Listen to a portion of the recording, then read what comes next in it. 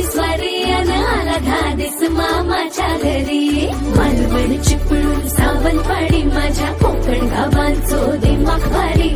दिसते भारी गणपतीची स्वारी माझ्या कोकणा वाटे तुम्ही वलवा गाडी. धमाधमान हाका गाडी माझ्या कोकणचो रस्तो नागमोड.